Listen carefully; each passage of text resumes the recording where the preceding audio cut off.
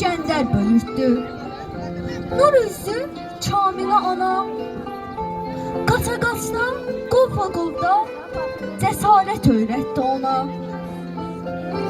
Nət böyütdü İskəndəri, igid əroğlu əri, qəlbindəki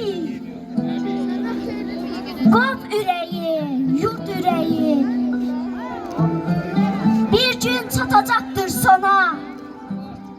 Bilirdi ki, vaxt gələcək, qisas günü yetişəcək, düşmən əkdiyini bitəcək, İskəndər bad verəcək ona. Nəhayət o qara gün gəldi, kət şarvanı yola düzəldi, doğma yurda elə gəldi, şəmkir qucaq açdı ona.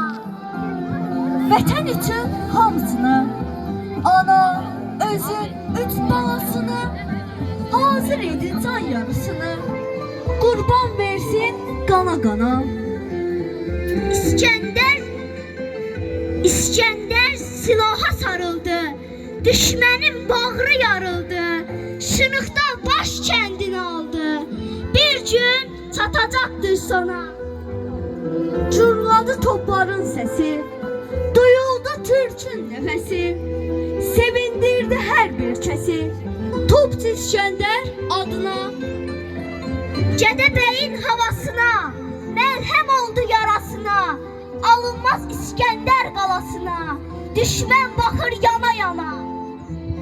Köçsə də dünyadan nakam, biz ondan alırıq ilham, xalqımız yad edir hər an, bu ehtiram yetməz sima. Bizim üçün canından keçən milli qəhrəman, şücaətli türk oğlu,